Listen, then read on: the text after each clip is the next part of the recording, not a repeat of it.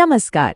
अगर आपके डॉक्टर ने आपको एफएनए टेस्ट कराने की सलाह दी है तो ये बिल्कुल स्वाभाविक है कि आपके मन में कई सवाल होंगे, जैसे कि ये टेस्ट है क्या, इसमें होता क्या है, क्या इसमें दर्द होगा। पर आप चिंता बिल्कुल मत कीजिए। आज हम एफएनए टेस्ट से जुड़ी हर बात को बहुत ही सरल और आसान भाषा में समझेंगे, ताकि आपकी सारी चिंताएं और सारे सवाल दूर हो जाएं। तो इस सफर में हम बिल्कुल शुरू से लेकर आखिर तक साथ चलेंगे। हम जानेंगे कि ये टेस्ट असल में है क्या, इसकी तैयारी कैसे करनी है, प्रक्रिया के दौरान क्या होता है और सबसे आखिर में रिपोर्ट के नतीजों को भी समझेंगे। तो सबसे पहले चलिए ये समझते हैं कि ये एफएनएसी टेस्ट आखिर है क्या और इसे कराने की जरूरत क्यों पड़ती है। एफएनएसी यानी कि फाइन नीडल एस्पिरेशन साइटोलॉजी। अब ये नाम सुनने में थोड़ा मुश्किल लग सकता है, लेकिन असल में ये एक बहुत ही सीधी और सरल सी जांच है। देखिए, साइटोलॉजी का मतलब होता है कोशिकाओं का अध्ययन। तो इस टेस्ट में एक बहुत ही पतली सुई की मदद से शरीर में कहीं भी अगर कोई गांठ है तो वहां से कोशिकाओं का एक छोटा सा सैंपल लिया जाता है और फिर इस सैंपल को माइक्रोस्कोप के नीचे जांचा जाता है। बस। तो अब सवाल ये उठता है कि आखिर इस टेस्ट की जरूरत पड़ती ही क्यों है। देखिए, इस टेस्ट का सबसे बड़ा मकसद ये पता लगाना है कि शरीर में बनी कोई गांठ या सूजन कैंसर वाली है या नहीं। ये अक्सर स्तन यानी ब्रेस्ट में, थायराइड में या लिम्फ नोड्स में पाए जाने वाली गांठों की जांच के लिए किया जाता है। लिम्फ नोड्स, आप जानते हैं, हमारे शरीर के डिफेंस सिस्टम का हिस्सा होते हैं। इसके अलावा ये टेस्ट टीबी जैसी कुछ और बीमारियों का पता लगाने में भी काफी मददगार होता है। तो ठीक है, अब हम ये तो जान गए हैं कि ये टेस्ट क्यों किया जाता है। तो चलिए अब देखते हैं कि इसके लिए आपको क्या तैयारी करनी होगी। और घबराने की बिल्कुल जरूरत नहीं है, ये बहुत ही आसान है। टेस्ट वाले दिन के लिए बस कुछ छोटी छोटी बातें याद रखनी है। सबसे जरूरी, अगर आप कोई भी दवा ले रहे हैं, खासकर खून पतला करने वाली, तो अपने डॉक्टर को इसके बारे में जरूर बताएं। अगर आपको किसी भी चीज से एलर्जी है तो ये बताना भी बहुत जरूरी है। सेंटर आने से 3-4 घंटे पहले कुछ खाना पीना नहीं है। कोशिश करें कि आरामदायक ढीले ढाले कपड़े पहनकर आएं और हाँ, अपनी पुरानी मेडिकल रिपोर्ट साथ लाना ना भूलें। चलिए अब उस हिस्से पर आते हैं जिसके बारे में शायद सबसे ज्यादा सोचा जाता है कि टेस्ट के दौरान असल में होता क्या है।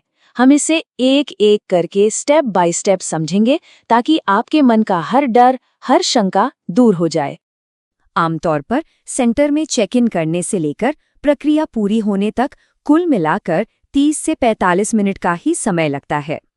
और ये जानकर शायद आपको हैरानी होगी कि जो मुख्य प्रक्रिया है, यानी सुई से सैंपल लेने का काम, वो तो 10 मिनट से भी कम समय में पूरा हो जाता है।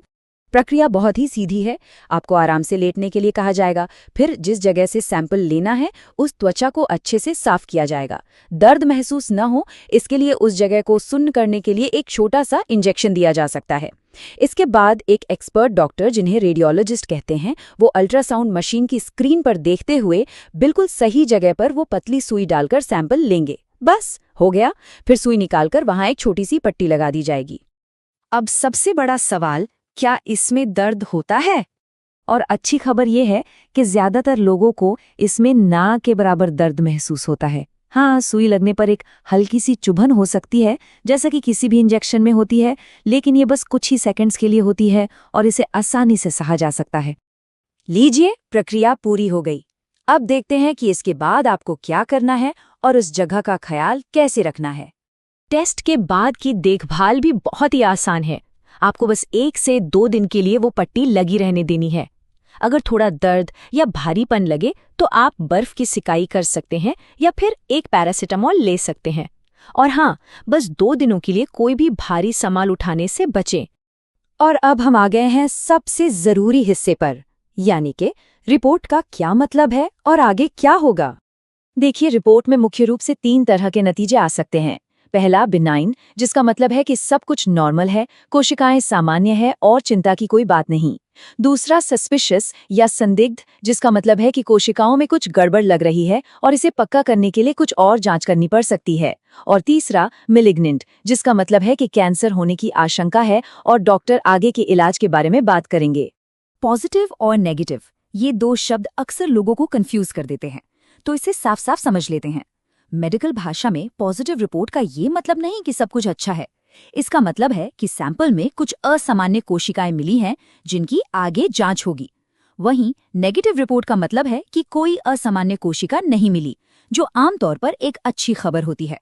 लेकिन सबसे जरूरी बात जो आपको याद रखनी है वो ये है कि रिपोर्ट में चाहे जो भी आए, उसका असली मतलब समझने के लिए अपने डॉक्टर से बात करना बहुत बहुत जरूरी है। वही आपकी पूरी मेडिकल स्थिति के हिसाब से आपको सही सलाह देंगे।